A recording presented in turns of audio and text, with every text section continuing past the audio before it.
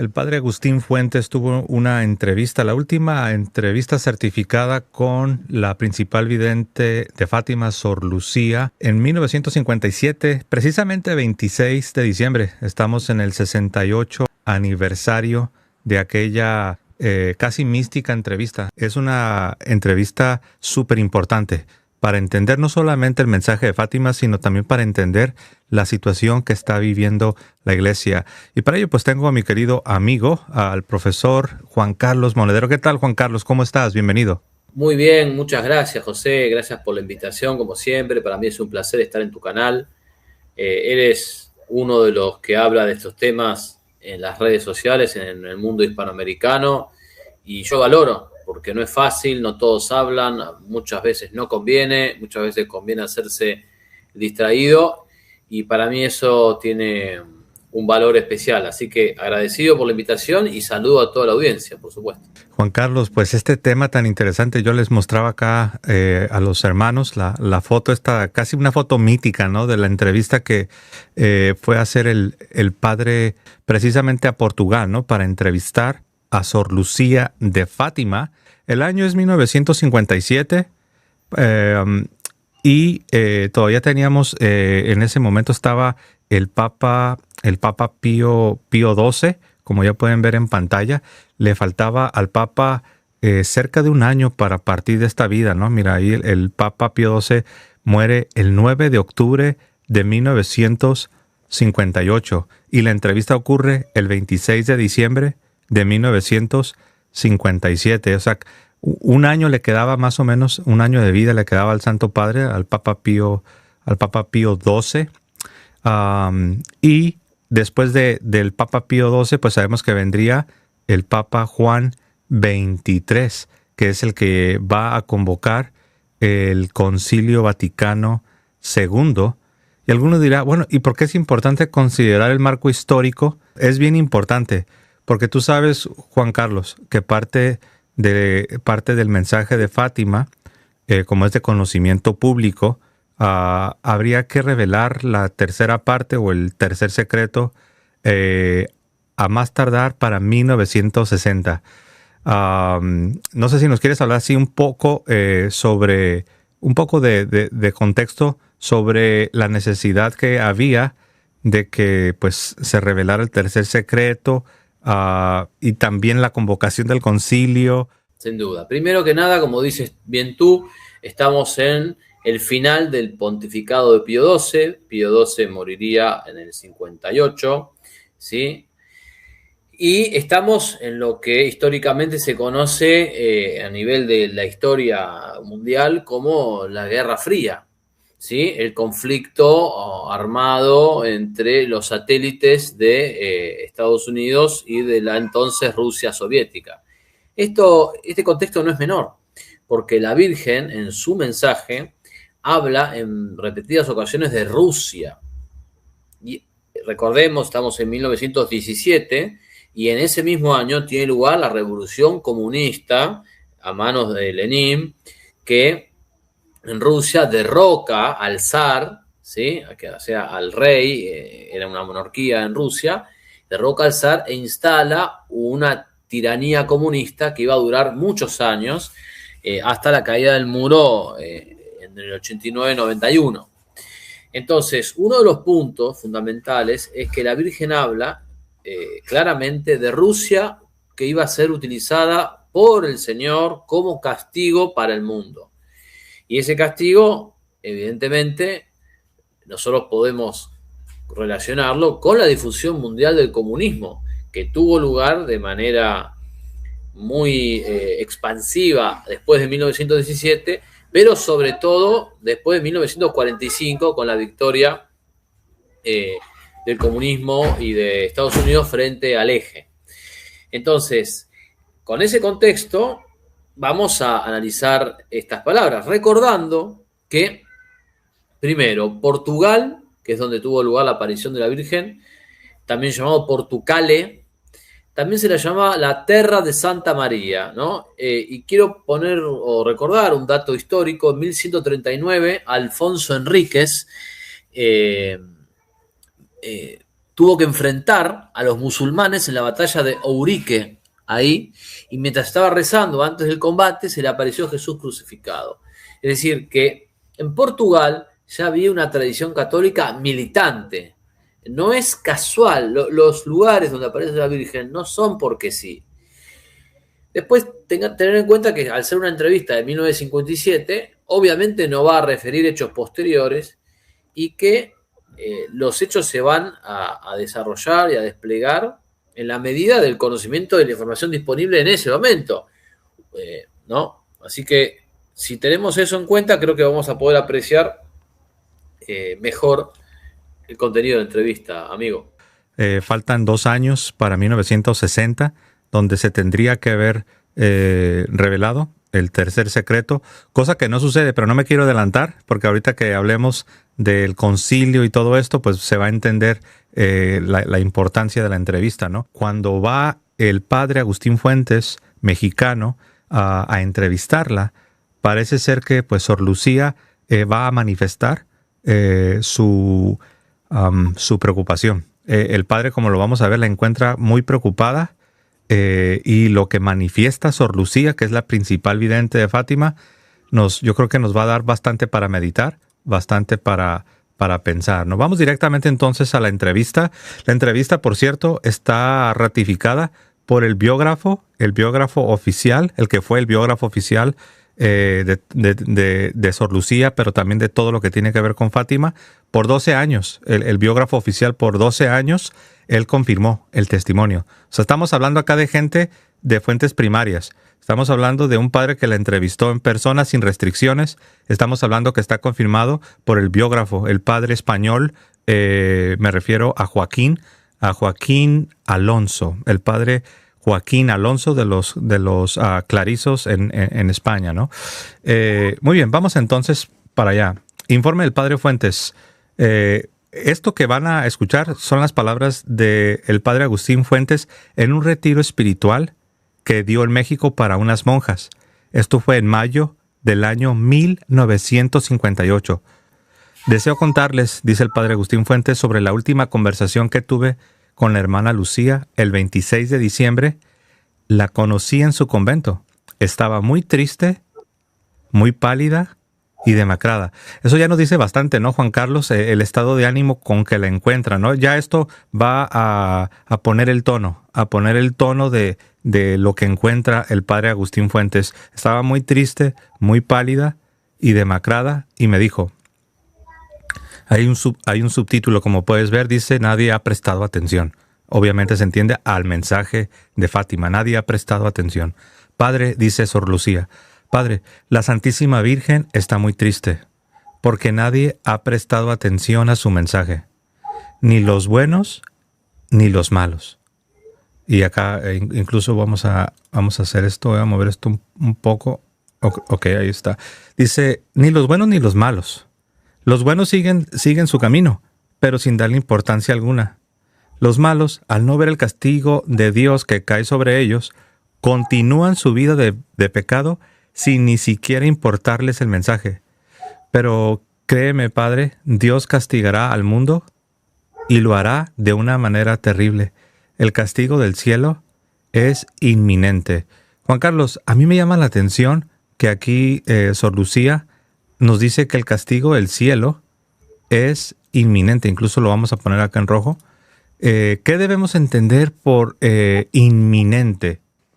Por inminente se entiende una medida de tiempo que está por llegar en cualquier momento. Eso significa inminente.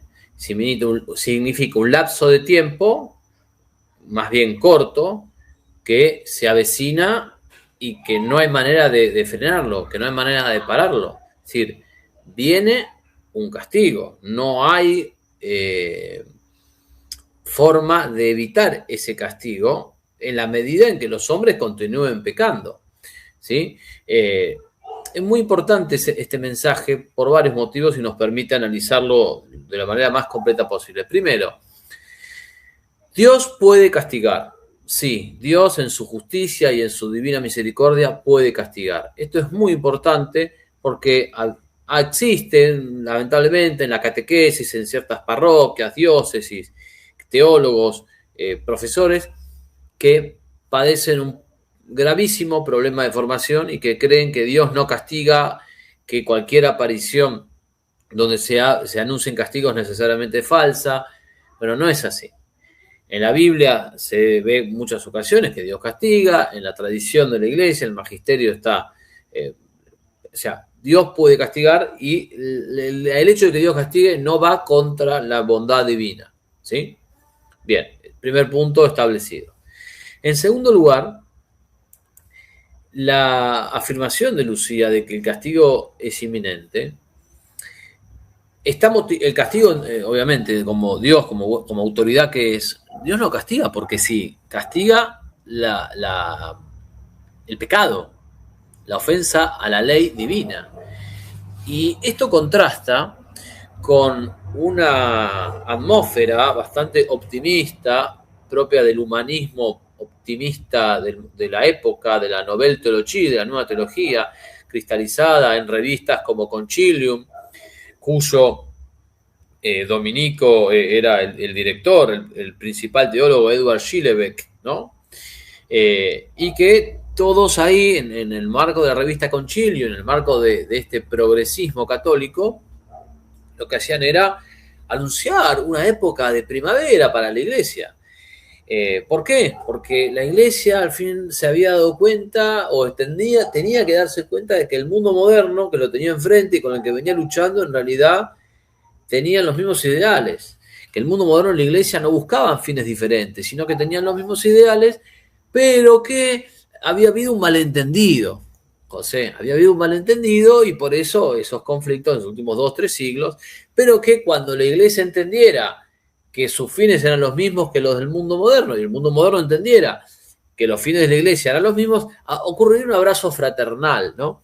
Y por eso este humanismo, esta visión optimista, casi diría semipelagiana, ¿sí?, que se cristaliza en el discurso de Juan XXIII, de apertura del Concilio Vaticano II, donde el Papa Juan XXIII explícitamente lo que hace es, de alguna manera, distanciarse de los llamados profetas de calamidades y, por otro lado, arrear las banderas de la apologética, porque lo que hace Juan XXIII es decir, en esta época no es necesario tanto condenar el error, basta con afirmar la verdad, y eso es arrear las banderas apologéticas. Entonces, frente a ese contexto, lo que ocurre es que tenemos, de un lado, un grupo de personas dentro de la Iglesia Católica, dentro de la estructura visible y en los más altos niveles, que empujan una visión optimista del mundo moderno. A esa visión optimista del mundo moderno colaboró de manera indudable un gran filósofo francés, que primero fue contrarrevolucionario, después, lamentablemente, mutó, que se llamó Jacques Maritain. ¿Sí? Jacques Maritain fue uno de los grandes arquitectos, ¿sí?, de esta visión optimista del mundo moderno. Mientras que había otro sector también muy poderoso dentro de la iglesia, pero que no tenía, se batía un poco en retirada porque estaba arrinconado, y que en ese sector somos nosotros sus hijos de alguna manera. Nosotros vemos que hay un problema enorme en el mundo moderno, y no solo en sus consecuencias o en sus manifestaciones más radicales, sino en la misma esencia del mundo moderno, ¿sí? Uh-huh. Sí, de hecho, ahora que mencionas esto del mundo moderno, ¿no? Sabemos que Juan XXIII va a hablar mucho de abrirse al hombre moderno, de apelar al hombre moderno, a la modernidad. La iglesia venía combatiendo ya por bastante tiempo el modernismo, que para los que están escuchando, cuando hablamos acá de abrirse al hombre moderno y la modernidad y el modernismo, no estamos hablando de la tecnología, no estamos hablando de los avances de las ciencias. Estamos hablando de una filosofía que en su esencia va en contra y choca de frente con el Evangelio. Tanto así que el Papa San Pío X, en el año 1907, la condena. la va a condenar por medio de su encíclica Pascendi o Pacendi, y esto va a contener a los modernistas que ya estaban metidos en la iglesia, no solamente en los círculos de académicos, sino también en la jerarquía, como los va a denunciar él. Y los sucesores de San Pío X también, aunque no tan enérgicamente como San Pío, ahí trataron de contener el modernismo. Pero ya han pasado, mira, del año 1907 a 1957 o 58, que es cuando llega al pontificado Papa Juan XXIII, ya han pasado 50 años. Y no me quiero adelantar, pero es precisamente Juan XXIII el que va a quitarle el castigo a varios teólogos que estaban disciplinados, que estaban censurados. Tú hablabas de la Nouvelle Théologie, es decir, la nueva teología, que es un movimiento teológico, que es básicamente modernismo, o si se quiere ser un poco diplomático, semimodernistas, con bastante influencia, vamos a decirlo así, con bastante influencia del modernismo.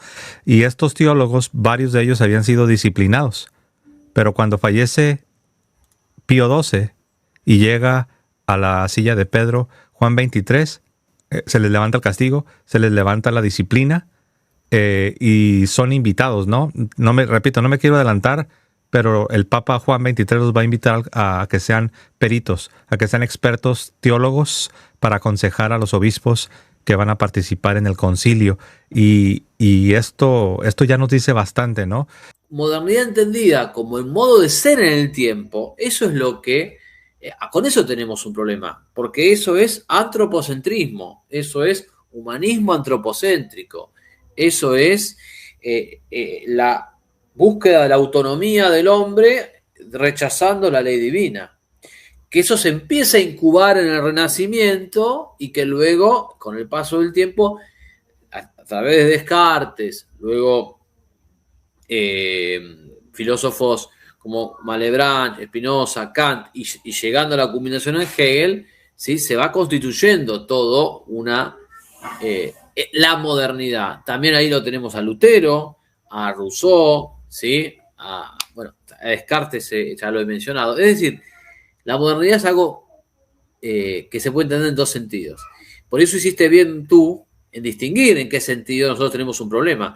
Y no solamente Pío X condena el modernismo, sino un par de décadas antes, en el Sílabus, que es una lista de afirmaciones, lo recordamos para el público, una lista de afirmaciones condenadas, hay 80 afirmaciones condenadas, y la número 80 plantea que está condenado decir que el Papa y la Iglesia deben entablar alianza o amigarse con el liberalismo y el mundo moderno. Es decir, que ya en esa época se hablaba del mundo moderno, de nuevo, entendido en sentido no cronológico, sino ontológico, como un modo de ser en el tiempo, un modo de ser, un modo de pensar y un modo de ordenar la sociedad de espaldas al Evangelio, contra la ley de Dios. Uh-huh. Eso es lo que nosotros enfrentamos. Así es. Bueno, y esto para que entiendan en qué momento está ocurriendo todo esto, ¿no?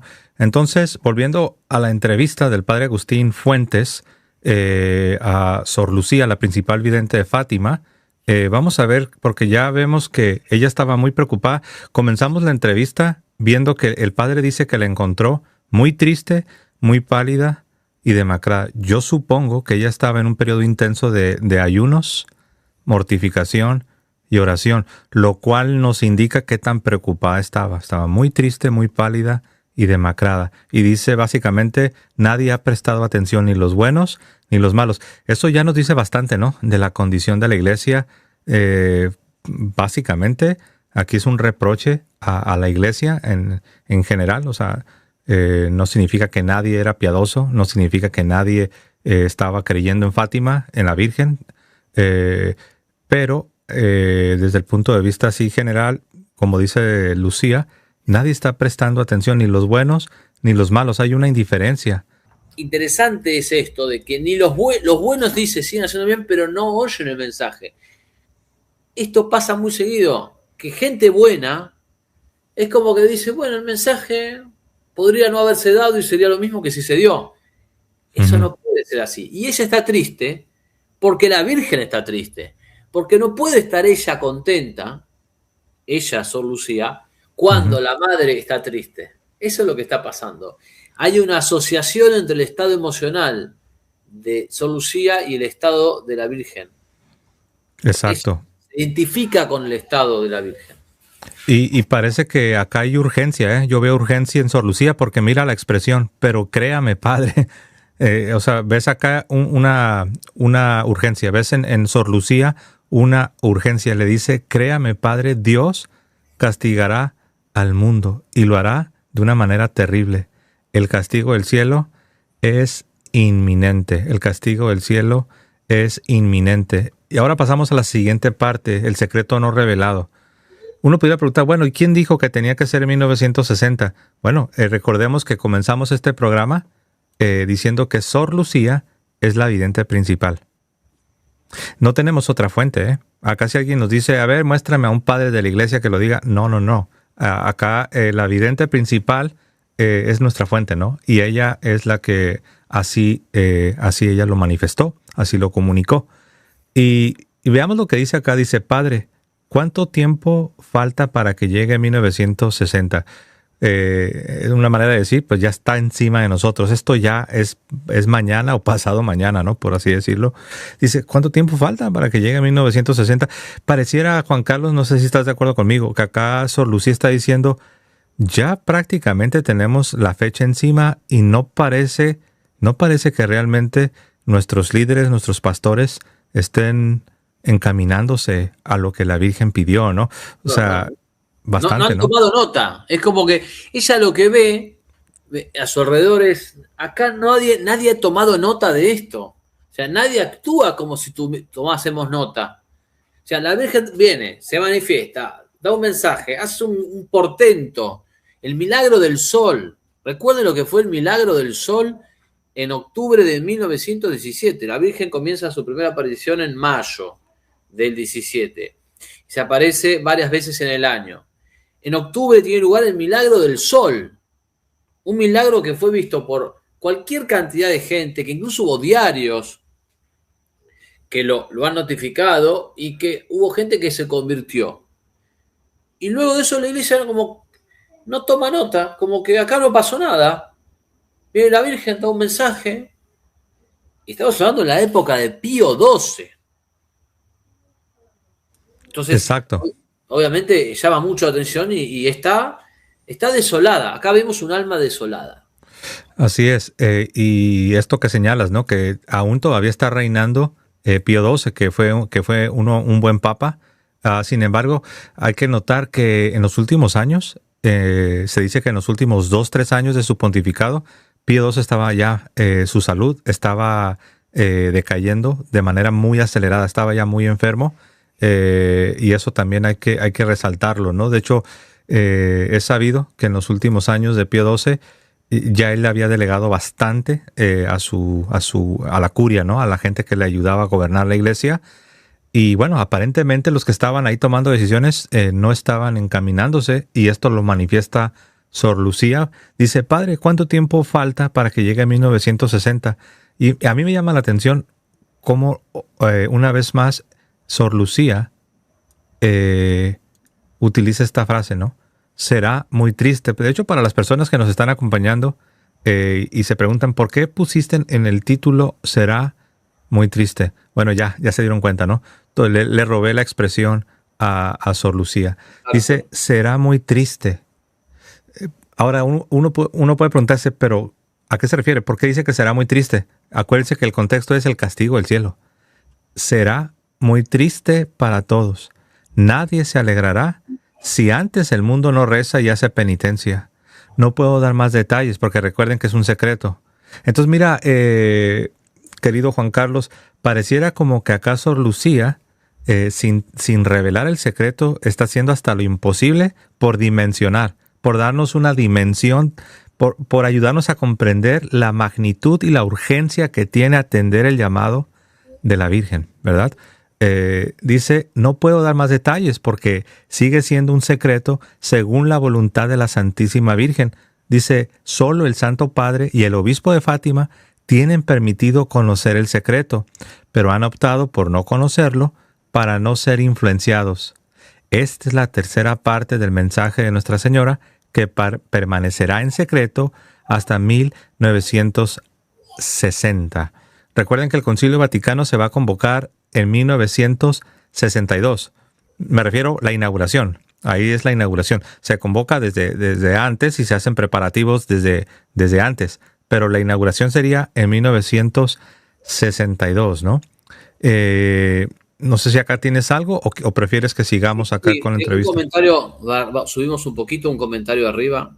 De nuevo, contrasta de manera directa con los augurios de la época de que llegará la primavera de la Iglesia y el abrazo entre el mundo moderno y la Iglesia de Cristo. O sea, realmente, si va a ser muy triste para todos, no puede ocurrir la primavera de la Iglesia. Y si ocurre la primavera de la Iglesia, no será muy triste, no podrá ser muy triste para todos. O sea, ustedes pueden creer una cosa o pueden creer la otra. Lo que no pueden hacer es creer las dos a la vez. Y por otro lado, sí. Y aquí voy a jugar un poco al abogado del diablo. Yo entiendo lo que dices, ¿no? Que no podemos caer en una contradicción. O sea, que por un lado, Sor Lucía de Fátima nos esté diciendo, por medio de esta entrevista que está concediendo acá al padre Agustín Fuentes, nos dice que lo que viene es muy triste. Y dice que será muy triste para todos. Y 3 doritos después, como dicen los muchachos, 3 doritos después viene el Papa y dice, por cierto, no solamente el tercer secreto no lo voy a revelar al mundo, sino que voy a convocar un concilio y va a ser la primavera, la gran primavera de la Iglesia. Y es cierto, no podemos caer en una contradicción, pero en cierto sentido, Juan Carlos, si lo piensas, en la realidad es la misma cosa. Lo que se supone era la primavera de la Iglesia, que terminó siendo no una primavera, sino un invierno realmente, si vemos la situación de la Iglesia, terminó siendo un invierno. Y en ese sentido, sí, diríamos que aunque el Papa Juan XXIII se refería a otra cosa, pero ya en sentido concreto y en la práctica, la primavera, paréntesis invierno, es aquello que dijo Sor Lucía, que iba a ser muy triste para todos, ¿no? ¿Cómo ves? Esa expresión que tú estás usando es de Pablo VI.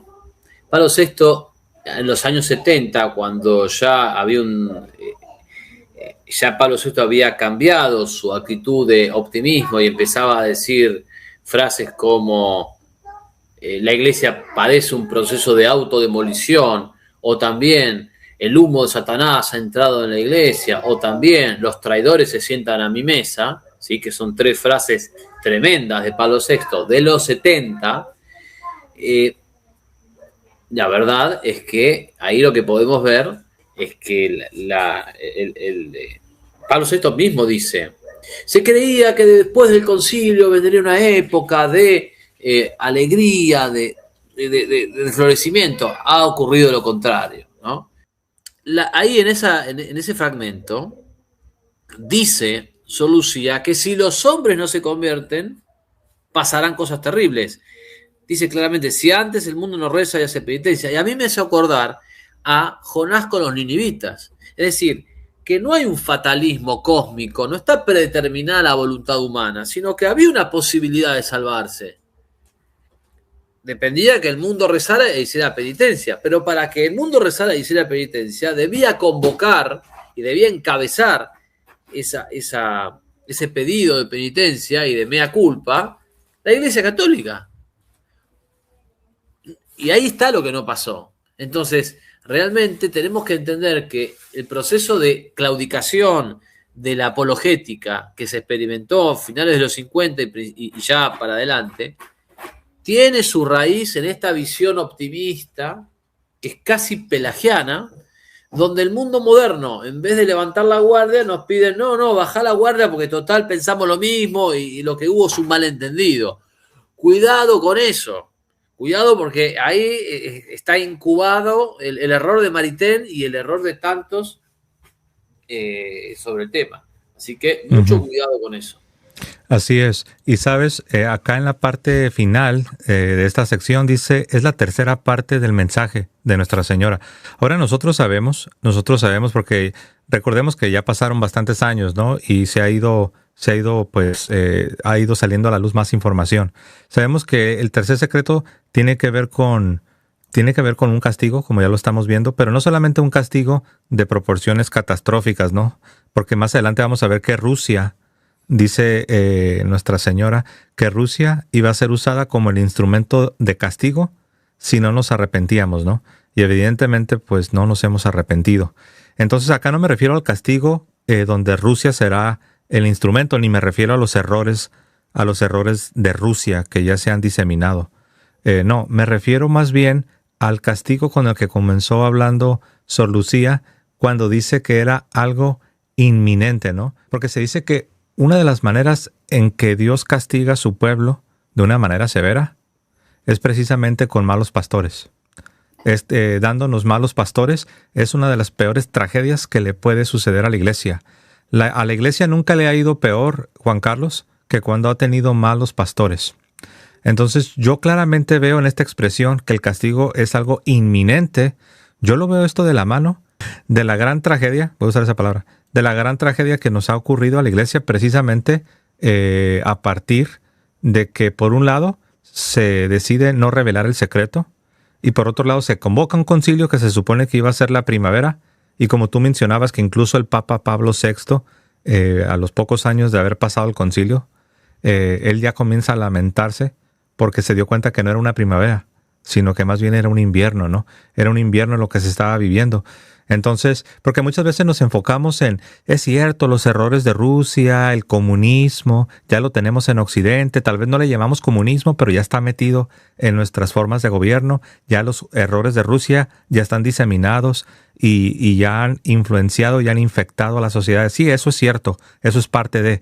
Y también es cierto que ahora Rusia, tú sabes, no me quiero salir del tema, no me quiero meter mucho a geopolítica, pero a mí me llama la atención, Juan Carlos, que también, hablando de que Rusia sería el castigo para incluso eliminar hasta naciones completas, me llama la atención que los mismos países que cometieron apostasía, hablo de los países europeos, los mismos países que cometieron apostasía y que hoy están súper, mega, ultra, hiper secularizados, son prácticamente los mismos países que están constantemente dándole el cruce, saliéndole al cruce a Rusia. Y a mí esto me hace pensar, porque uno puede decir, no, pero que Rusia tiene sus problemas. Sí, tienes razón, tiene sus problemas. Pero a mí me llama bastante la atención que la Virgen dice que si nosotros no nos arrepentíamos, que el instrumento para castigarnos iba a ser precisamente Rusia. Ahora, eso solamente fue un paréntesis, porque otra vez quiero volver al castigo inminente del que se está hablando. Esto se dice en 1957. Y nótese que Sor Lucía sí tiene bien presente en su mente el asunto del año 1960. Porque alguno puede decir, le estás acomodando, José. No, realmente no. Lucía lo dice. ¿Cuánto falta, padre? O sea, dijo, el castigo del cielo es inminente y será muy triste para todos. Y luego dice, ¿cuánto falta para que llegue 1960? Ahora, aquí yo sí quiero darte paso, querido Juan Carlos, porque 1960 llegó, no se reveló el tercer secreto. Terrible. Y como ya vimos, no nos hemos arrepentido. Entonces muere el Papa Pío XII en 1958. Poco tiempo después, el Papa, a los meses, tenía meses de haber llegado al trono y anuncia que está a punto de convocar un concilio. Me refiero al Papa Juan XXIII.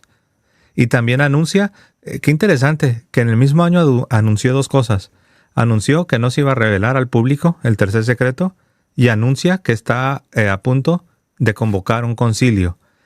Y esto a la luz de las palabras que dice Sor Lucía, la principal vidente de Fátima, de un castigo inminente y de una indiferencia, tanto de los buenos como de los malos, y esto en el contexto de que el año 1960 estaba a punto de llegar. ¿Cómo ves, Juan Carlos? Lucía agrega un detalle más, que dice, por lo menos hasta el momento en que ella le hace la entrevista, que estamos en diciembre del 57, hasta ese momento, ni Pío XII, Papa reinante, ni el obispo de Fátima quisieron conocer el contenido del secreto. Es decir, que por lo menos hasta ese momento él dijo, prefiero que no. Esto tiene una incidencia directa en el día de hoy, porque quizás los hijos de los que no publicaron el tercer secreto de Fátima, cuando debían hacerlo desobedeciendo a la Virgen, quizás los hijos de esos hoy están en puestos clave de la Iglesia Católica.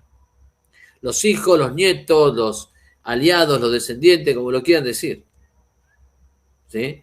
Entonces es muy importante. O sea, porque también en el mensaje de Fátima había dos cosas. Uno era publicar el secreto antes de 1960 o en 1960. Pero otra cosa era consagrar a Rusia al sagrado, al corazón inmaculado de María. No el mundo, Rusia. Y eso tampoco ocurrió. Entonces, mal vamos si ante peticiones directas de la Virgen no las cumplimos. Claro, claro. Y es que la verdad sí es muy llamativo, ¿no?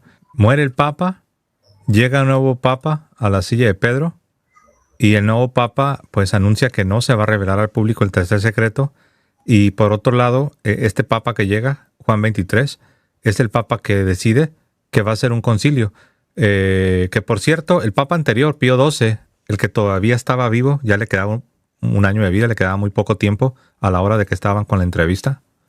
El Papa Pío XII había hecho un estudio para ver si era apropiado hacer un concilio.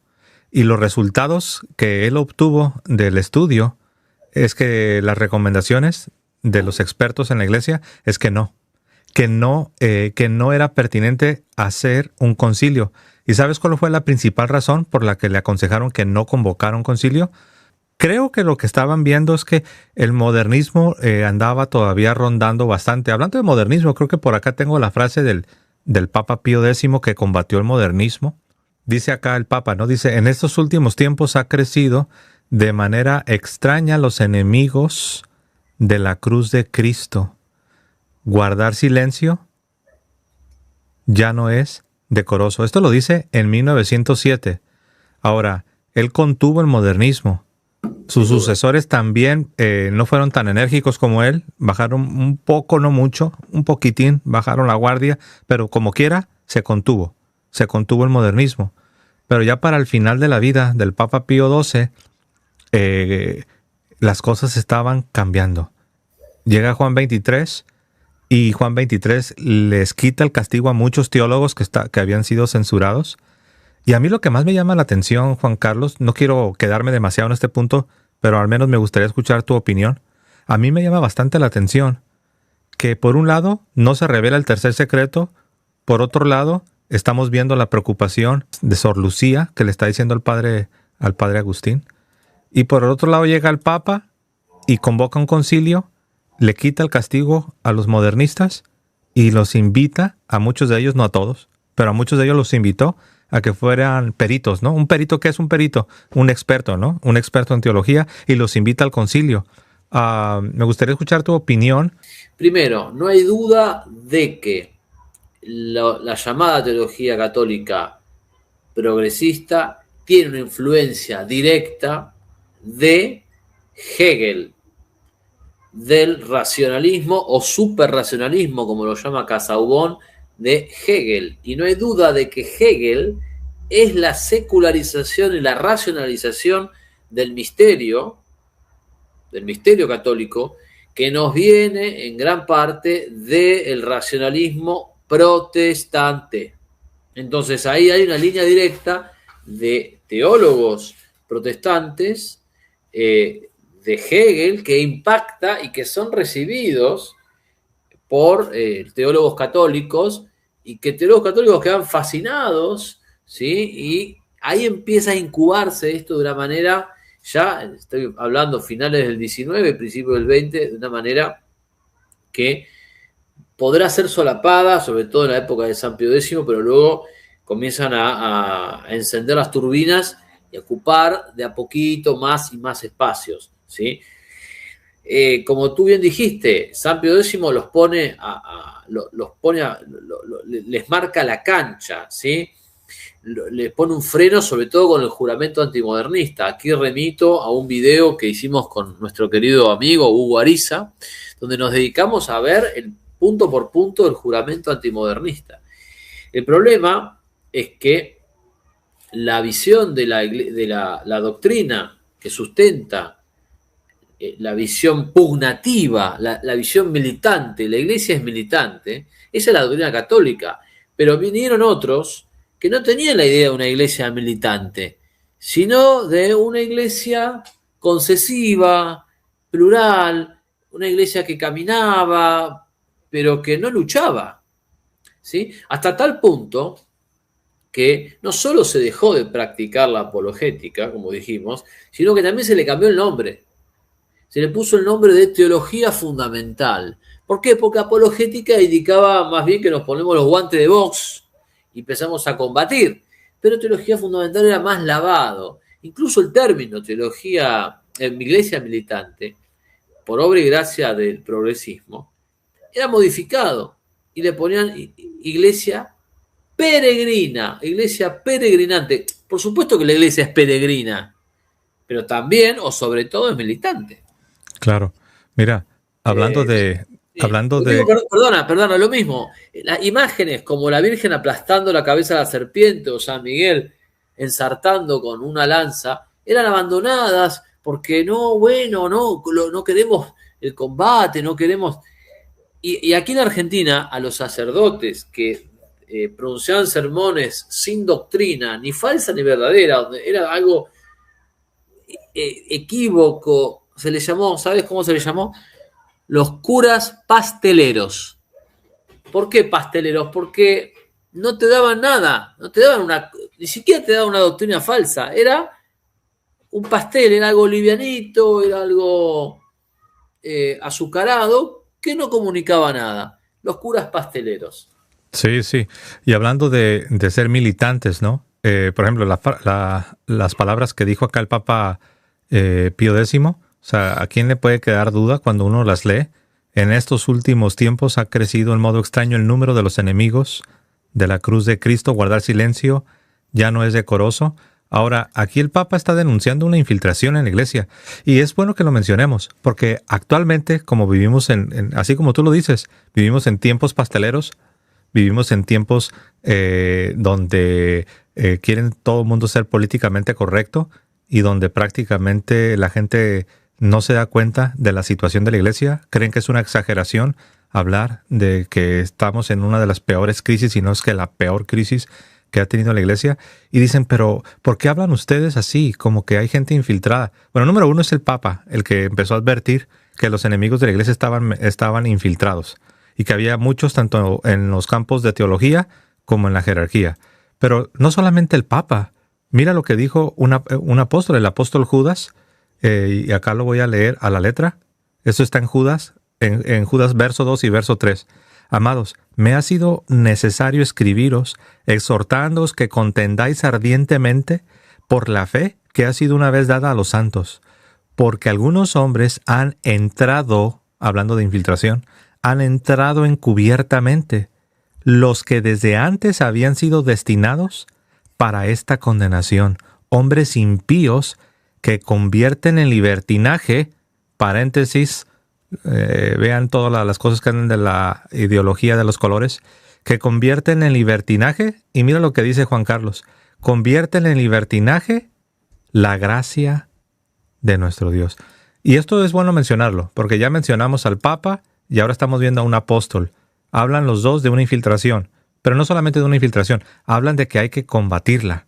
Hay que combatirla y hay que ser militantes y frontales cuando se trata de combatir el error, porque de esto depende la salvación de las almas. Ahora sí, regresando acá a la entrevista, ¿no? ¿Te puedo agregar algo más? Sí, claro, adelante.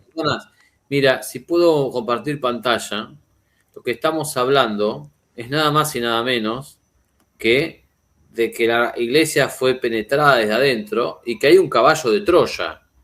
Todos recordarán la célebre historia del caballo de Troya que acepta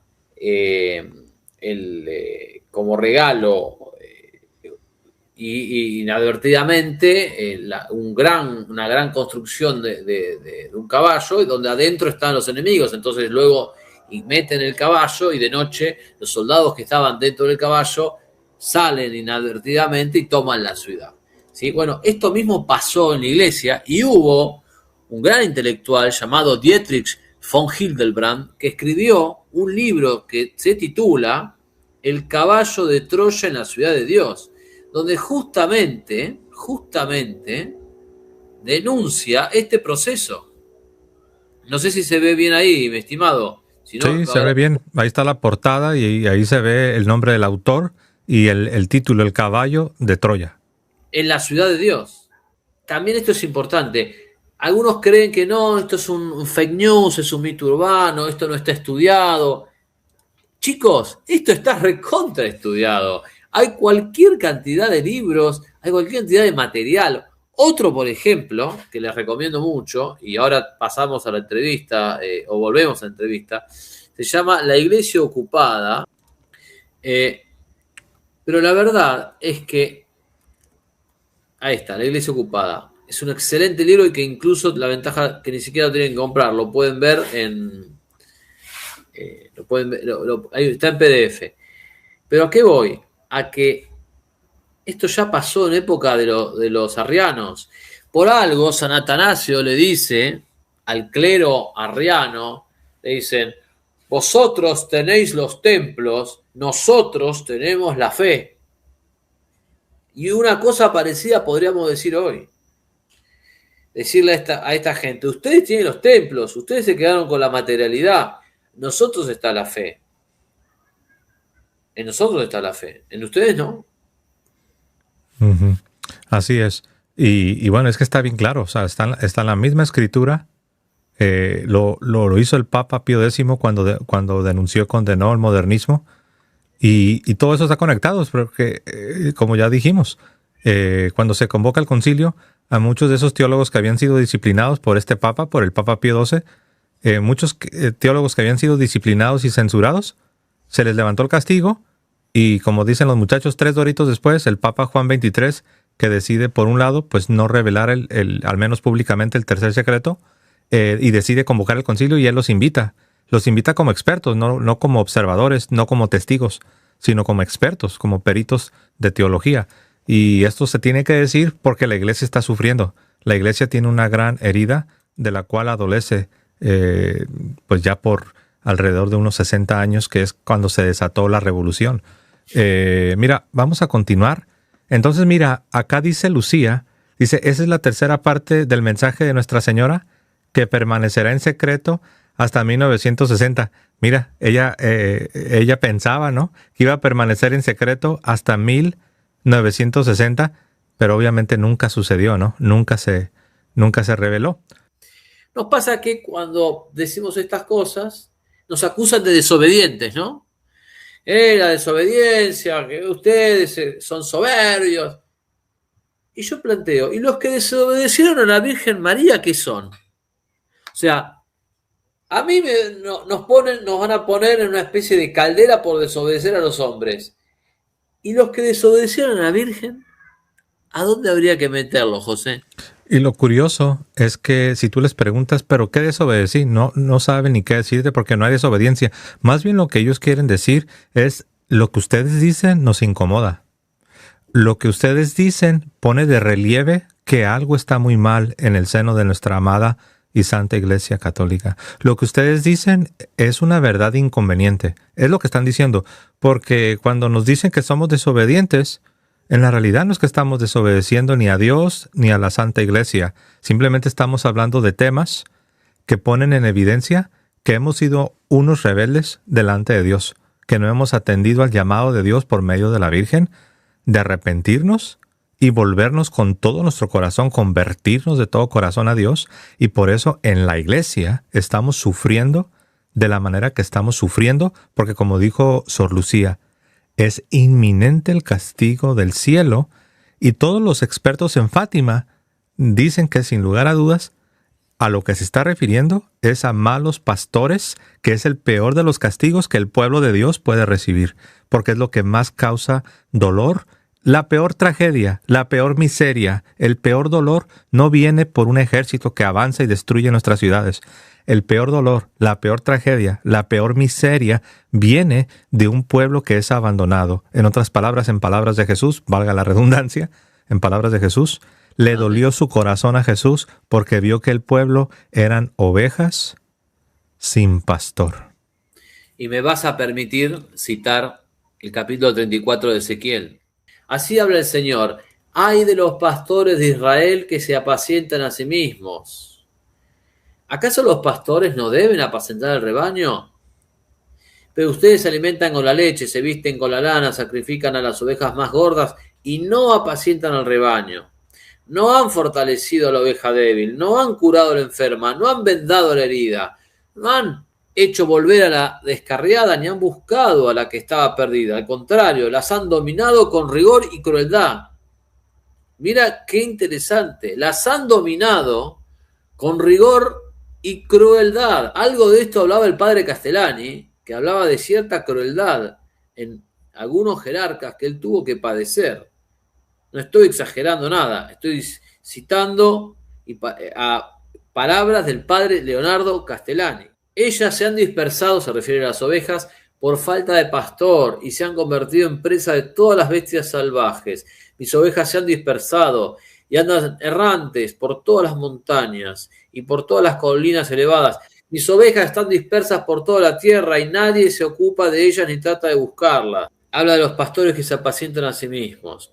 Por eso, pastores, escuchen la palabra del Señor. Y dice, así habla el Señor: aquí estoy yo contra los pastores. ¿Sí?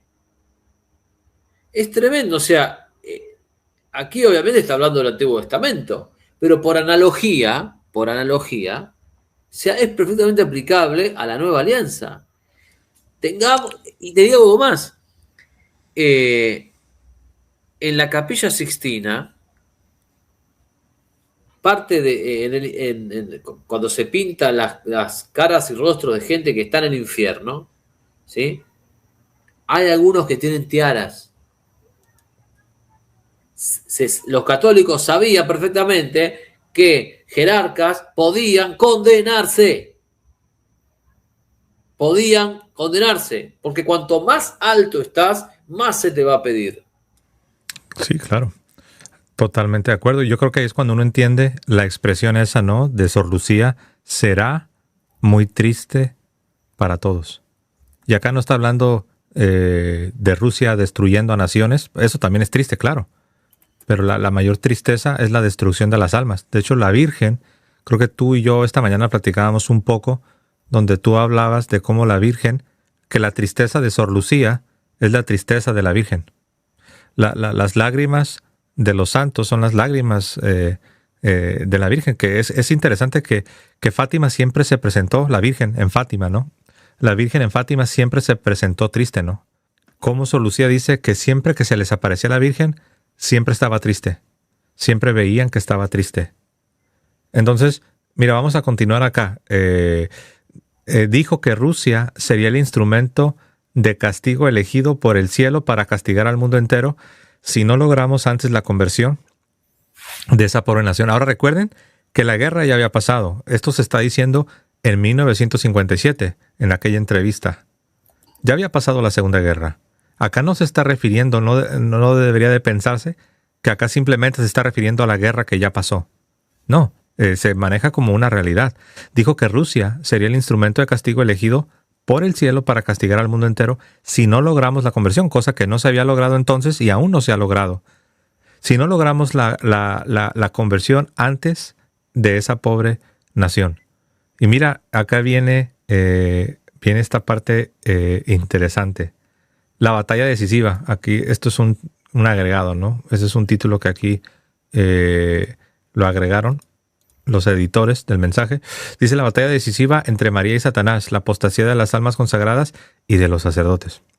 Mira, la hermana Lucía también me dijo Acá ya regresamos al relato del padre Agustín Fuentes. La hermana Lucía también me dijo: Padre, el diablo está dispuesto a librar una batalla decisiva contra la Santísima Virgen y sabe qué es lo que más ofende a Dios y que le ganará en poco tiempo la mayor cantidad de almas.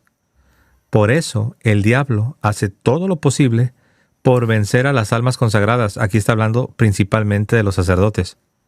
Los consagrados, aquí en este contexto, se refiere a los sacerdotes, que tenemos una crisis tremendísima, yo creo que como nunca en la historia de sacerdotes. Por eso el diablo hace todo lo posible por vencer a las almas consagradas a Dios, porque así logrará que las almas de los fieles sean abandonadas por sus líderes. Y aquí está, ¿no? Hace rato ustedes me escucharon decir que la mayoría de expertos en Fátima dicen que el castigo inminente del que está hablando Sor Lucía, que está a punto de venir con relación a lo que vendría a partir de 1960, son malos líderes, son malos pastores, para que vean que no se lo sacaron de la manga. Dice así, porque así logrará el diablo que las almas de los fieles sean abandonadas. ¿Por quién? Por sus líderes. Y así podrá apoderarse de ellas con mayor facilidad. ¡Wow! O sea que el plan del diablo era tomar control de las almas consagradas para que estos a su vez, apostatando, las abandonen.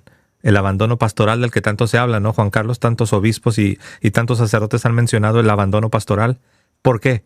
Porque una vez que los pastores abandonen al rebaño, el rebaño se dispersa y están a merced de los lobos rapaces y de todo lo que está sucediendo al interior de nuestra amada iglesia. Y así, dice Sor Lucía, y así podrá apoderarse de ellas con mayor facilidad.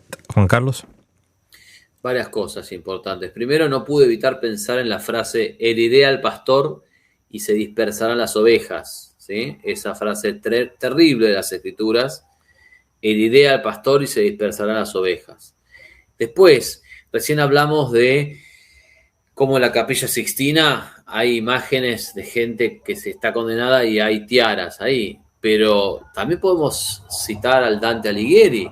En el canto 7 del infierno se habla del pecado de avaricia y el Dante coloca a clérigos y a papas. Entonces, esta idea supersticiosa de que la obediencia tiene que ser ciega y hay que obedecer porque sí, va contra toda la tradición católica, contra toda es un voluntarismo cerril, es un positivismo jurídico eclesiástico insostenible. Y voy a decir algo más, José, y muy pesado, y lo voy a decir con toda responsabilidad y conciencia. Tú sabes que, y yo también sé, que ha habido situaciones espantosas de abusos realizados por integrantes de la iglesia. Sabemos que hay sacerdotes eminentes, santos, virtuosos, que nada tienen que ver con eso. Pero hay que decir que muchas veces los que encubrían a los que abusaban, los encubrían en nombre de la obediencia y se les decía: obedezcan y cállense la boca, obedezcan y vaya usted para allá, obedezca y no digas nada y esto. Entonces, si quieren un argumento más fuerte de que a veces la obediencia no es virtud, sino que es un pecado, lo tienen aquí. Lo tienen aquí. Entonces, perdón la expresión que voy a usar ahora, no me jodan con la obediencia, ¿sí? Porque a veces esa obediencia no es, o muchas veces no es virtud, sino que es una máscara de la cobardía y una máscara es una máscara de la cobardía para el que obedece y una máscara de la tiranía para el que da la orden injusta. Quería decir eso. Mira que las mismas personas que hablan de que uno es desobediente porque uno habla la verdad, son las mismas personas que repiten hasta el cansancio que Dios no castiga. Tú creo que por ahí al principio hablabas de que dejabas bien en claro que por supuesto que Dios castiga, porque la Sagrada Escritura nos enseña y la tradición de la Iglesia siempre nos ha enseñado que el Padre amante que es Dios, por amor a sus hijos, siempre que es necesario, siempre que es justo y necesario, nos disciplina. Y bendito Dios que lo hace, porque si no, ¿qué haríamos, no? Sin esa disciplina divina, ¿no? Sin esa disciplina de Dios. Pero son las mismas personas. Por un lado tienen una distorsión de la imagen de Dios. Tienen una imagen de Dios distorsionada, el Dios que no castiga. Y por el otro lado tienen una distorsión de lo que es la verdadera virtud de la obediencia. Es un desastre, pero es consecuencia del abandono pastoral, porque el abandono pastoral no solamente significa que los sacerdotes han perdido el amor por las almas, sino también significa que hay una falta de formación en los fieles tremenda. Hay una formación muy precaria, muy escasa, muy débil, no en el 100%, gracias a Dios, pero en un grandísimo número de fieles, a consecuencia de esta apostasía de la que se está hablando y del abandono pastoral. Yo creo que esto tiene sentido y ahora sí podemos entender un poco más las palabras de Sor Lucía, que en la realidad es el sentimiento de la Virgen. Será muy triste. Yo no puedo pensar en algo más triste que la pérdida de tantas almas. Y hablando de la pérdida de tantas almas, mira las siguientes palabras. Lo que aflige al Inmaculado Corazón de María y al corazón de Jesús es la caída de las almas religiosas y sacerdotales, y obviamente por extensión de todo el pueblo. Pero mira, lo que aflige, lo que entristece al Inmaculado Corazón de María y al corazón de Jesús es la caída de las almas religiosas y sacerdotales. O sea, si alguien dice, muchachos, le están exagerando. No, claramente aquí se está diciendo que lo que se tiene en vista, el castigo inminente, lo que será muy triste, lo que va a repercutir en perjuicio de las almas, es este abandono, es la caída de tantas vocaciones religiosas y sacerdotales. Sí, sí, sí. Y hay un comentario que me gustaría hacer. ¿Cómo cae el sacerdote? ¿Cómo cae el religioso? Porque acá estamos hablando de caídas. Entonces alguno podría pensar que estamos hablando de un sacerdote que cae en el pecado y bueno, termina con una mujer. O cae en el pecado y roba, o se queda con más dinero. Obviamente, eso son caídas, pero esas caídas son graves. Pero esas caídas son bastante obvias. Son bastante obvias, son bastante evidentes y siempre ocurrieron. Siempre ocurrieron. No es algo que llame mucho la atención. Y tampoco es algo que se necesite una gran catequesis. O sea, es evidente que robar o que el sacerdote que está en un celibato esté con una mujer, evidentemente eso está mal. No nos vamos a detener mucho en eso. Pero la gran crisis del sacerdocio, que está en relación directa con la caída en el número de vocaciones, no es un pecado puntual de un sacerdote. Es la crisis de identidad doctrinaria. Es la crisis de que en los seminarios, en muchos, al sacerdote, en vez de que haya una línea demarcadora entre el mundo y lo sacro, y el sacerdote ser un consagrado, el sacerdote está un poco en el mundo y un poco en lo sacro, y entonces no hay una división tajante, y se encarga de la administración de las cosas, y bueno, también da la misa, pero también se ocupa de otras cosas, y en la misa se habla de cosas que tienen que hablar fuera de la misa, y se usa música profana dentro de la misa, y la música religiosa se usa fuera de la misa, y los límites entre lo sacro y lo profano, que deberían ser claramente definidos, se confunden. Esa es la esencia, la médula del problema está ahí. Está ahí, hasta tal punto, que esto me lo han contado algunos conocidos, que en el seminario de devoto en la Argentina, habían algunos postulantes de sacerdotes a los que se les permitía tener novia. Disparate. O sea, pero querido, tener a novia está perfecto, seguí con tu novia fuera del seminario. Y si vas a entrar al seminario, resolver el tema de tu novia, pero no puedes entrar teniendo novia al seminario. Una cosa tan obvia. O sea, se empieza a confundir lo sagrado y lo profano. Confunde mundo e iglesia Y en esa mixtura, obviamente, gana el mundo y pierde la iglesia. Claro. Y recordemos que obviamente problemas en la iglesia siempre ha habido. No estamos diciendo que antes del concilio no había problemas y que después del concilio es cuando comenzaron por primera vez los problemas. No estamos hablando de eso. Pero ¿quién puede negar, querido Juan Carlos? ¿Quién puede negar que después de que el Papa Juan XXIII convoca el concilio y se lleva a cabo el concilio, quién puede negar que las pérdidas de vocaciones sacerdotales y religiosas han ido al suelo? O sea, el éxodo, hemos tenido un éxodo tremendo de sacerdotes, de monjas, se cerraron monasterios, se cerraron conventos, se cerraron una cantidad enorme de escuelas. Uno dirá, ¿por qué, José? Que puedo entender lo que dices, que se cerraron monasterios, conventos, seminarios. Puedo entender lo que dices, que hubo un éxodo, José, de sacerdotes y monjas. ¿Pero por qué escuelas? Porque resulta que al no tener sacerdotes y no tener suficientes monjas, obviamente las escuelas ya no se pudieron mantener. Y por eso muchas escuelas, cientos y miles de escuelas se han cerrado a partir del llamado ayornamiento que vino después con el concilio, y después del concilio vinieron los efectos. Y esto es lo que estamos viendo, no nos estamos saliendo del tema. Si alguno piensa, ya aprovecharon para salirse del tema.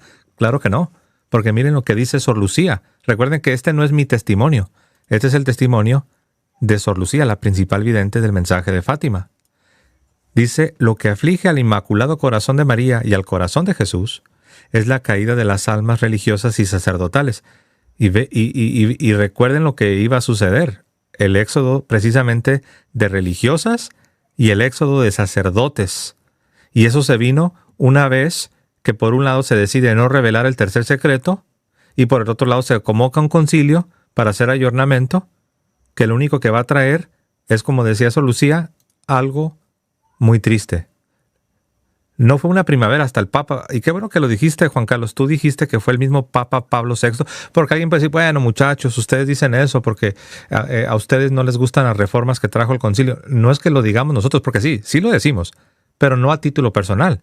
Los mismos papas, no solo Pablo VI, en alguna medida también Papa Benedicto XVI, haciendo un análisis de lo que ocurrió particularmente en la liturgia, dijo que no se había cumplido lo que se esperaba. Los resultados que se habían obtenido no eran para nada los esperados. Y dijo que una persona que hiciera estas observaciones no te convierte en un enemigo de la iglesia o del concilio. Simplemente te convierte en un cristiano que está tratando de lidiar con la realidad, que está lidiando con las cosas históricas que nadie debería negar. Entonces, claramente, estamos viendo, y voy a continuar leyendo porque mira lo que sigue. El diablo sabe que los religiosos y sacerdotes que se apartan de su hermosa vocación arrastran a numerosas almas al infierno. Mira, yo soy un poco diplomático, ¿no? Pero ve las palabras de Sor Lucía, ¿no? Ella es una mujer santa. Nosotros no somos santos, pero esta mujer santa, vean qué tan directa es. Yo necesito aprender de ella, Juan Carlos. Yo necesito aprender a ser más directo, porque mira lo que dice.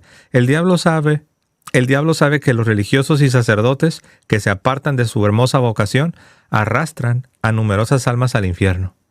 El diablo desea apoderarse de las almas consagradas, intenta corromperlas para adormecer las almas de los laicos y así conducirlos a la impenitencia, o sea, a la falta de arrepentimiento final, o sea, que mueran en pecado mortal y pierdan sus almas. Dice el diablo, emplea todos los trucos, llegando incluso a sugerir el retraso del ingreso a la vida religiosa. De esto resulta la esterilidad de la vida interior y entre los laicos la frialdad, o sea, la falta de entusiasmo respecto a la renuncia de los placeres y la entrega total a Dios. En otras palabras, esto produce una iglesia mundana, una iglesia carnal, para ser así directo, ¿no? ¿Cómo ves, Juan Carlos? No, tremendo cuando uno empieza a pesar cada palabra de Sor Lucía, te deja boquiabierto, pero al mismo tiempo también uno imposible no pensar en la frase de nuestro Señor cuando dice, son ciegos que guían a otros ciegos. Es decir, obviamente hay una responsabilidad personal en cada uno que elige el camino del mal, pero aquel que elige el camino del mal, porque tu jefe, porque tu pastor te invitó a seguir ese camino, sobre ese pastor caerá un juicio muy, muy, muy grave. Porque al que más se le dio, más se le pedirá. No es lo mismo la señora que va sin estudios, que va a comprar la fruta y bueno, y tiene errores en su mente, y va a misa y le gusta la guitarra y aplaude y tiene un berenjenal en la cabeza en teología. No es lo mismo que el sacerdote que le enseñó ese berenjenal, o que le consintió eso, o que le toleró eso y nunca le educó. Tienen el deber de educar, el sacerdote tiene el deber de educar. No es una opción, no es facultativo.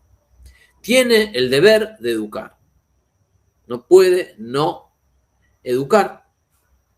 Entonces es importantísimo eso. Sí, yo creo que estamos entendiendo y lo puedo ver en ti mismo, ahora que te veo a ti reaccionando y escuchando esas palabras, podemos entender el sentido de esas palabras, ¿no? Será muy triste porque si alguien se imagina que al nosotros estar analizando la situación de la iglesia, si alguien se imagina que esto nos causa un placer o un deleite, está muy equivocado. Nosotros podemos comprender el sentido de esas palabras, será muy triste. Y de hecho el contexto, obviamente no alcancé a poner toda la frase, ¿no? Pero la frase completa dice, será muy triste para todos. Será algo muy triste para todos. Y Lucía, en 1957, dijo que era algo inminente, que estaba a punto de venir porque lo relacionó con 1960. Obviamente, ¿no? Ella pensaba que en 1960 se iba a revelar el tercer secreto y que iba a haber una gran convocatoria para un arrepentimiento, para un ayuno universal. Pero no, pues se anunció que no se iba a revelar el secreto y que se iba a convocar un concilio porque venía una primavera para la iglesia. Ahora, cuando uno continúa leyendo la entrevista del padre Agustín Fuentes a Sor Lucía de Fátima, una vez más, para los que no identifican bien a Lucía, la misión de la hermana Lucía, en las propias palabras de Sor Lucía. Padre, por eso mi misión no es indicar al mundo los castigos materiales. Mira, para que veas, Juan Carlos, que lo que más le preocupaba a ella y lo que ella tenía en la cabeza realmente no eran las guerras o la... No, eso es feo, claro que es feo. Pero ella aquí lo dice con todas sus letras. Padre, mire, lo que a mí me preocupa y la razón por la que estoy hablando con usted no son los castigos materiales, que seguramente vendrán si no rezamos. O sea, de que van a venir, dice. Pero no, dice, no, mi misión es indicar a todos el peligro. Fíjate otra vez, vuelve a la misma expresión, Juan Carlos. No, dice, Padre, entiéndame, le estoy hablando de algo de otra naturaleza, Padre. Mi misión es indicar a todos el peligro inminente que corremos de perder nuestras almas para siempre si persistimos en el pecado. Pero mira qué importante es esto. Uh-huh. Tú has debatido muchas veces con protestantes el tema de salvo siempre salvo. ¿Sí? Aquí está perfectamente indicada el libre albedrío. Es decir, no hay un fatalismo, no hay una predeterminación, no hay una predestinación invencible en sentido calvinista, sino que la moneda está en el aire. La moneda está en el aire, puede caer de un lado o del otro. Ahora, nosotros tenemos que apoyarnos en las fuerzas de la gracia, ¿sí? En la oración, cooperar, traer nuestros 5 panes y 2 peces, ¿sí? Para que se dé eso. Pero aquí está, yo no puedo no ver aquí cómo hay un énfasis en la libertad humana y en su capacidad de plegarse a la gracia o resistirla. Sí, totalmente de acuerdo. No se debe entender que el castigo era obligatorio. No se debe entender que Dios estaba bromeando con nosotros cuando nos pedía que nos arrepintiéramos. Y qué bueno que lo mencionas, porque esto no es algo que Dios lo predestinó y que no había nada que pudiéramos haber hecho. Lo que sucede es que Sor Lucía, al ver que no nos estamos arrepintiendo, porque ya, por eso dice ella, ¿qué falta, Padre? De hecho, mira, la primera vez que utilizó la expresión del castigo inminente, dice, ¿cuánto tiempo falta para que llegue en 1960? Como diciendo, no estamos haciendo nada, estamos peor. Estamos peor que al principio, Padre. Dice, ¿cuánto tiempo falta hasta que llegue 1960? Porque alguien nos puede escuchar y puede pensar, es que tú lo acomodas todo a que no se reveló el secreto y que se convocó el concilio y la primavera. Tú lo relacionas todo. Es que no soy yo el que lo relaciona, ella lo relaciona. Dice, ¿cuánto tiempo falta para que llegue 1960? O sea, ella no tiene en mente, querido Juan Carlos, no tiene en mente el final, la recta final de la historia. Ella tiene en mente, digamos que lo que va a determinar el termómetro, lo que para Sor Lucía representa un termómetro, querido Juan Carlos, es lo que iba a hacer la Iglesia en respuesta a la petición de la Virgen tocante al año 1960. Dice, será muy triste, que de ahí es donde estamos tomando la frase esta, ¿no? Será muy triste. Yo cuando pienso en la condición, querido Juan Carlos, voy a ser honesto y aquí me voy a confesar, voy a hacer una confesión. Yo, Juan Carlos, por la gracia de Dios, y no lo digo como cliché, no lo digo como frasecilla que todo el mundo usa, por la gracia de Dios, y la razón por la que no es cliché es porque antes de mi conversión yo era la persona más depresiva que no te puedes imaginar. Yo era la persona más dada a la depresión que no, como no tienes una idea, Juan Carlos. Por la gracia de Dios, Dios me sanó, y es bien súper mega difícil, Juan Carlos, que yo me deprima. Pero te voy a confesar algo. Increíble. Los momentos cuando pienso en cómo está nuestra iglesia, cuando pienso en el abandono pastoral, cuando veo lo que le ha sucedido a nuestra amada iglesia, honestamente no me deprimo, pero, o sea, puedo sentir en mi alma un embate que me quiere como desgarrar el alma, porque realmente puedo identificarme con lo que ella dice. Será muy triste para todos. No, es así, y te voy a compartir un sentimiento. Me parece muy valiente que lo hayas reconocido aquí en las redes. A mí me pasaba algo parecido cuando era más chico. Yo tengo 40, pero hacia mis 20, 21 empecé a profundizar este tema y tuve 3, 4 años de un dolor enorme. De un dolor porque el empezar a entender el tema y estudiarlo y leer es... por eso es algo que yo generalmente no lo recomiendo a gente que no tenga la buena formación y que no tenga una madurez no solamente intelectual, sino también psicológica, ¿sí? Yo, por ejemplo, chicos de 15 años, de ese tema no lo quiero hablar, ¿sí? Por más que sean brillantes, porque hay a veces chicos de 15 años pero es un tema doloroso, ¿sí? Entonces, como Pascal decía, la grandeza y miseria del hombre, ¿no? Acá podemos decir, parafrasear y decir, la grandeza y miseria de la iglesia, ¿sí? Grandeza porque es divina, fundada por Cristo, y miseria porque está compuesta por hombres que somos nosotros, que somos un desastre. Entonces, realmente es muy doloroso, y por eso también comprendo, aunque no comparto, pero comprendo a ciertas almas atormentadas que a veces caen en el sedevacantismo, y me da profunda pena, porque lo que quiero es rescatarlas de ahí, ¿sí? Porque en el fondo el sedevacantismo te lleva a una visión pesimista donde te tenés que agarrar y dar la cabeza contra la pared. Cuando es todo lo contrario, lo que nosotros proponemos es decirle a la gente, la situación está mal, pero ponete los guantes y salí a combatir por la fe. No, no estamos proponiendo, la situación está mal y encerrate en tu casa y empezar a darte golpes contra la pared con la cabeza. Todo lo contrario. Y porque al combate hay que ir con alegría, ¿sí? Al combate hay que ir con alegría. Eso sin duda es muy importante. Claro. Sí, yo digo que hay como dos, no sé si usar la palabra extremos. Hay quienes... por lo mismo que quizás no tienen la madurez ni tienen la preparación para asimilar lo que sucede y lo ignoran por completo lo que está sucediendo y no quieren pensar porque los enferma. Y como dices tú, se entiende, hay gente que no debería meterse en esto porque no están preparados y los enferma. Hay quienes piensan y sí les preocupa y sí les importa y sí les duele, pero lo que sucede es que llegan a pensar que ya no hay esperanza, en el sentido de que dicen, bueno, es que mira, está tan horrible la situación que seguramente estos papas no son papas y seguramente ya estamos en una situación donde ya es el clímax de la gran apostasía y bueno, ahí entra las tesis o las explicaciones que dan los sedevacantistas, que obviamente pues nosotros no compartimos esas tesis, no creemos que esa sea la conclusión.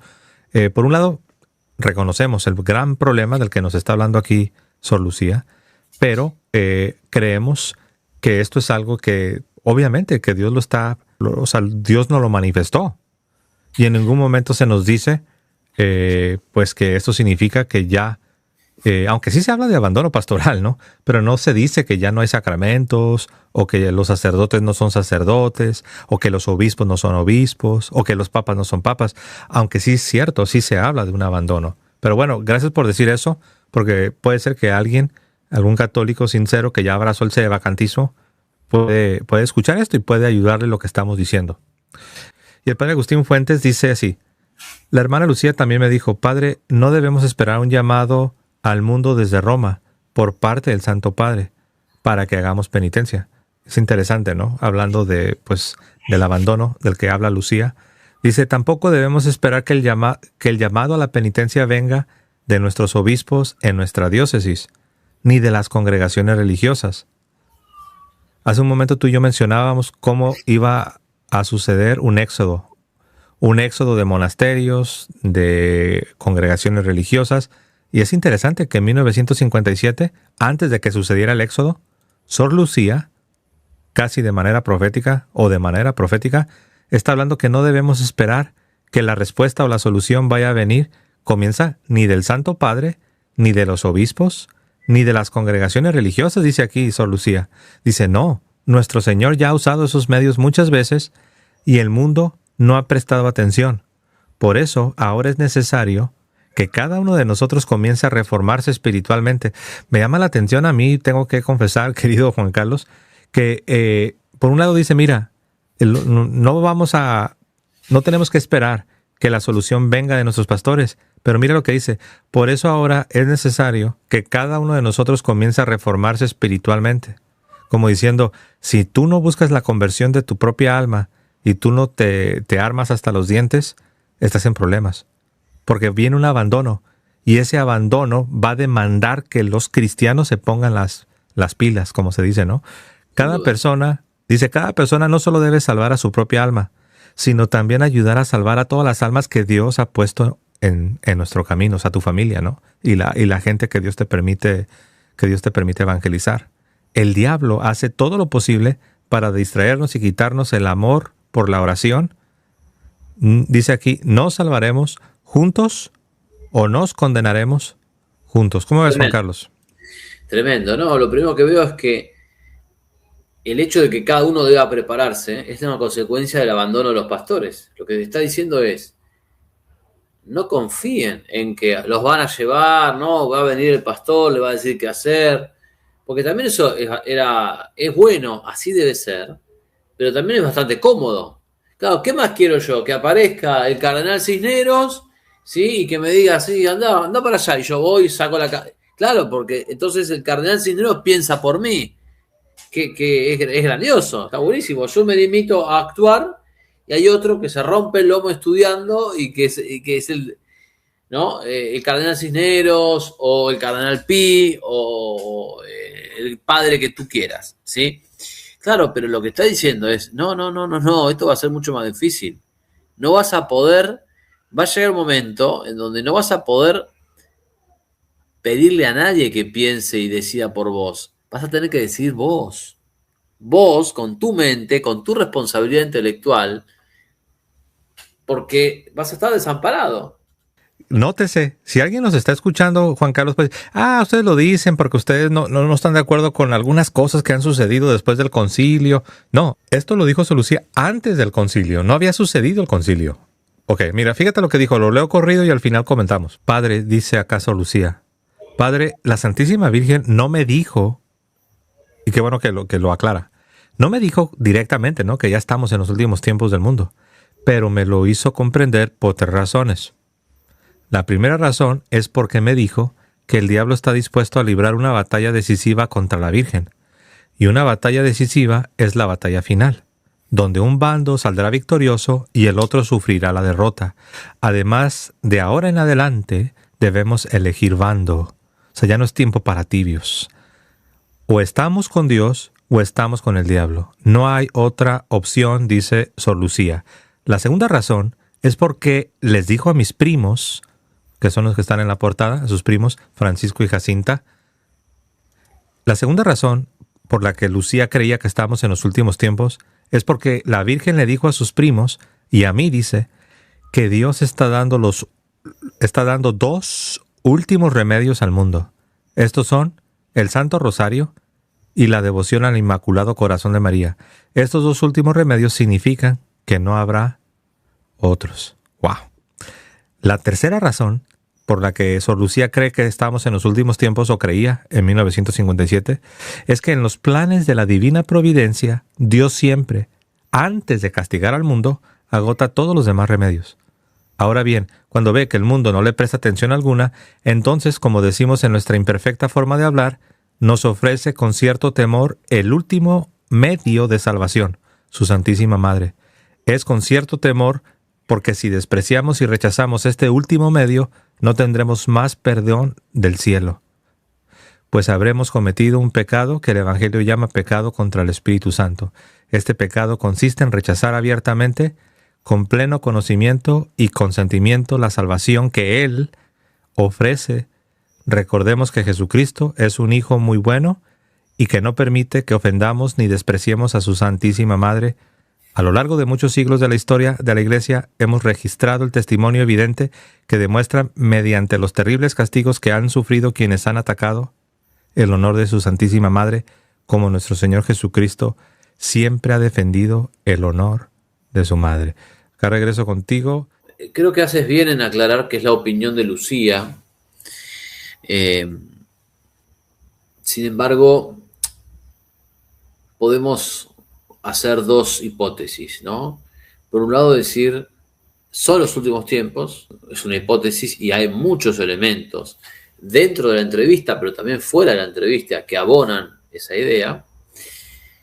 Pero también podemos, o sea, no creo que el hecho de que sean los últimos tiempos sea lo principal, porque nosotros estamos llamados a combatir el mal en todos los tiempos. Paso a explicarme.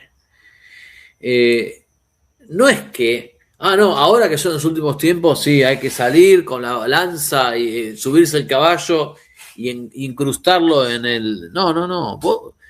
Nosotros como católicos tenemos el deber de combatir el mal, de predicar la verdad, de procurar un orden social cristiano, de buscar que triunfe la verdadera religión y de propagar el catolicismo. Todos esos deberes los tenemos independientemente de que sean los últimos tiempos o no, ¿sí? Y una batalla final es decisiva. Una batalla decisiva puede no ser final, pero más allá de eso tenemos sí o sí el deber de elegir estar con Dios o con el diablo, y lo tenemos siempre, más allá de que sean los últimos tiempos o no. Porque quizás pueden ser o no los últimos tiempos, pero yo no sé si hoy es mi último día, si mañana es mi último día, y yo tengo que salvar mi alma, y mi alma la tengo que salvar sean o no los últimos tiempos. Uh-huh. Yo creo que tienes toda la razón. Sin embargo, considerar lo que porque alguno podría decir, bueno, es cierto, ¿no? Uno se muere y ya es el fin del mundo, ¿no? Para tu propia vida. Pero yo creo que ayuda a considerar estas palabras de Sor Lucía, que van de la mano del mensaje de Fátima. Creo que ayuda para reconocer la urgencia. Porque puede ser que tú te mueras hasta los 90 años. Puede ser que llegues a ser un ancianito de 90. Pero la urgencia del mensaje de Fátima sigue estando ahí, ¿no? Aunque nosotros nos vayamos a morir de viejitos, la urgencia del mensaje de Fátima está ahí, ¿no? Y hay que decir que tanto Benedicto como Juan Pablo, basándose en Fátima, hablaban mucho de que en muy poco tiempo vendría lo que se conoce en el Catecismo de la Iglesia Católica como la prueba final, ¿no? Adelante, Juan Carlos. No, está muy bien lo que dices. Por eso También el padre Castellani pensaba que podían ser los últimos tiempos. Es más, Castellani decía esta frase, decía, la cristiandad muchas veces ha creído que estaba viviendo los últimos tiempos y muchas veces se ha equivocado. Y dice Castellani, pero algún día no se equivocará. Eso también es cierto. O sea, hasta ahora te venís equivocando. Va a haber un momento en que no te vas a equivocar. ¿Cuándo? No sabemos. Si bajamos un poquito más. Sí. Si yo juego del abogado del diablo, yo le hubiera dicho al padre Castellani, así jugando, ¿no? Obviamente mis respetos para el padre Castellani, pero yo le hubiera dicho, sí, padre Castellani, pero en los otros tiempos no se apareció la Virgen en Fátima con el mensaje que nos trajo, ¿no? Adelante, Juan Carlos. No, que hay elementos para pensar que son los últimos tiempos. Yo personalmente me inclino o tomo o comparto contigo, con el público, una opinión del padre Castellani, que él dice que el mal, esto lo dice en una conferencia de los años 50, en el 54, dice, el mal está llegando a un grado de sofisticación, a un grado de profundidad, está llegando a un grado de perfeccionamiento que es muchísimo, que es difícil ver qué puede haber más allá. Fíjate, pasamos por decir algo, tomemos el matrimonio, que es parte de la célula básica de la sociedad, ¿sí? La destrucción del matrimonio, el ataque primero al matrimonio por parte del divorcio, ¿no? Un golpe terrible. Pero luego hay el matrimonio civil, que lo seculariza. Luego el llamado matrimonio igualitario, que es peor que el matrimonio civil. Luego el ataque a los hijos, luego el ataque a la concepción, luego el ataque al hombre, luego el transhumanismo. El transhumanismo, una cosa que hace 5, por lo menos 15, 20 años era impensable. Entonces, evidentemente vamos llegando a un punto en que estamos tocando fondo, ¿sí? Entonces, es posible, o sea, tiene muchos argumentos la idea. El que piense que estamos en los últimos tiempos tiene muchos argumentos. Ahora, interesante también los remedios, que dice que son los últimos. Ahora, últimos puede significar últimos remedios antes del fin del mundo o últimos remedios antes del castigo que se viene. Ahora, independientemente de qué signifique, si los remedios son el Santo Rosario y la devoción al corazón de María, hay que insistir en esto, ¿sí? O sea, en que nosotros no podemos solos. O sea, la oración también, a mí lo que me gusta es explicar la oración como ese reconocimiento de, Señor, yo no puedo solo, yo no soy nada.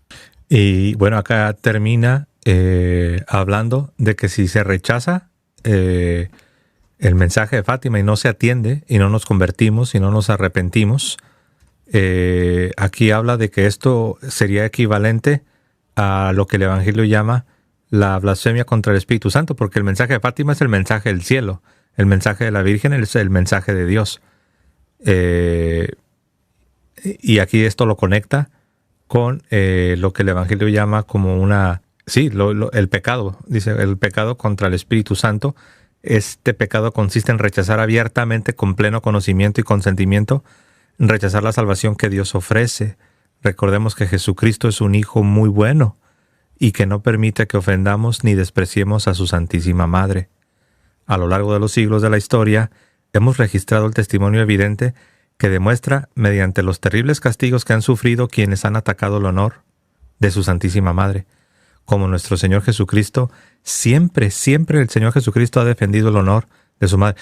Mira, a mí, yo aquí me hago responsable, como dices tú, a título personal, lo que se dice de manera indirecta o directa, como ustedes escojan, con el documento que salió que viene a poner una sombra sobre los títulos de honor para nuestra Madre, me refiero a los títulos de corredentora y medianera de todas las gracias. Para mí eso es parte parte de un deshonor. Para mí, con todo respeto, me hago responsable, a título personal lo digo, para mí eso es un deshonor. Porque no se trata de decir, sí, mira José, pero en los demás párrafos te dicen cosas bonitas. Sí, pero no son las cosas bonitas lo que me preocupa. A mí lo que me preocupa es el deshonor que se hace al poner una sombra sobre los títulos de honor que la Iglesia tradicionalmente le ha dado a la Virgen, que es corredentora y medianera de todas las gracias. No sé, algo que quieras comentar, querido.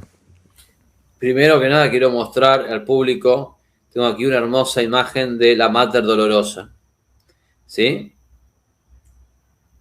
Ahí justo se está, a ver, vamos a ver que se vea mejor, ahí está perfecto, ¿sí? Y que si reparan bien en la imagen, tiene en el centro el corazón atravesado por las espadas, que es la profecía de Simeón, ¿sí? Este niño será causa de caída y elevación para muchos, será signo de contradicción, y a ti misma una espada te atravesará el corazón. Ha habido muchos que han participado en la obra de Dios, los ángeles, los hombres, incluso animales, tal como se ve en las Sagradas Escrituras. Pero la Virgen ha participado de un modo eminente, porque también el vínculo entre madre e hijo es superior. Eso es algo que a veces con mi esposa bromeamos, pero mi esposa tuvo a mis dos hijos 9 meses en el vientre y yo no. Entonces, es lógico y es sano, es parte del plan de Dios, y a ti, José, te debe pasar lo mismo con tu señora, que la relación que tenemos con nuestros hijos es distinta a la del padre con la mamá. Y está bien que sea así. Gracias a Dios que es así, ¿sí? Por eso también en la visión de la familia es sano que haya un papá y una mamá. Claro. De hecho, ahora que decías de la Mater Dolorosa, me daba risa dentro de mí, porque yo también tengo la Mater Dolorosa aquí enfrente. Mira, no puedo voltear la cámara, pero mira lo que voy a hacer. Voy a tomar una fotografía. Adelante. Mira, lo estoy haciendo aquí en vivo y a todo color. Permíteme un momento. A ver. Te esperamos, amigo. Ahí está. Mira. Wow. Mira, las espadas son más grandes que la imagen mía que están acá. Sí, entonces cuando nos estabas diciendo, dentro de mí me reí porque aquí enfrente de mí tengo a la Mater Dolorosa.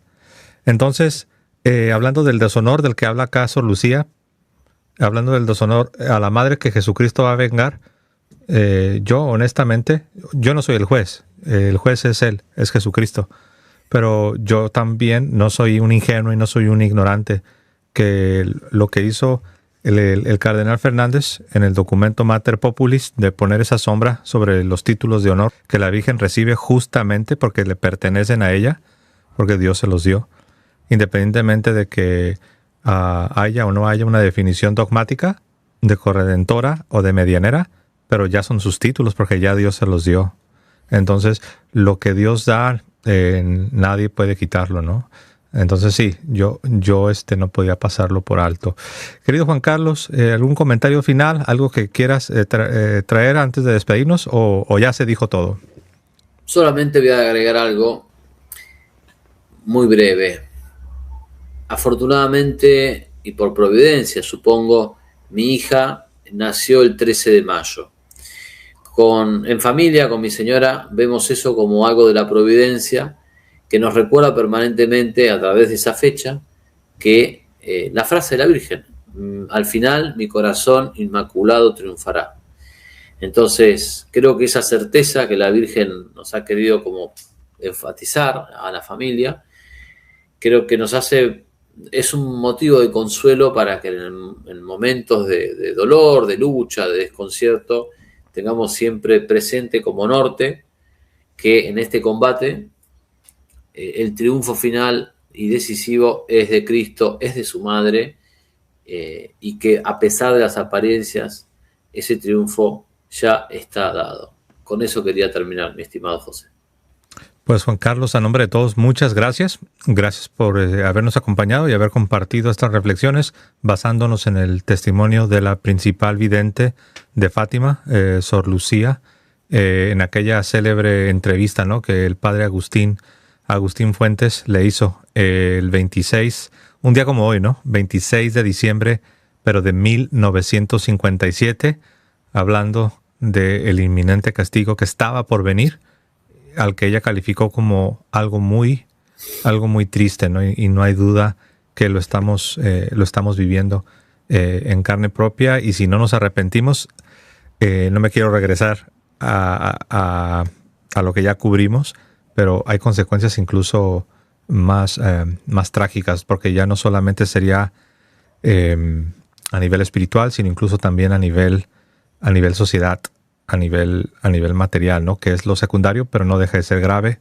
no deja de ser difícil. Así que, hermanos, vamos a dejarlo acá, y me gustó que terminaras con esa nota, Juan Carlos, recordándonos que al final el Inmaculado Corazón de la Virgen María triunfará. Y recuerden lo que vimos antes de cerrar. Hablamos de los remedios, que es la devoción precisamente a la Virgen, al Inmaculado Corazón de María, y el rezo del Santo Rosario. El rezo del Santo Rosario. Es bien importante que nos mantengamos buscando la santidad, y el Santo Rosario es una arma. No es la única arma, pero es una arma muy poderosa que Dios nos ha dado. Así es que vamos a dejarlo acá, queridos hermanos. Den like, compartan. Gracias, y me despido como siempre diciendo que viva Cristo Rey y que viva Santa María siempre Virgen. Hasta luego, hermanos.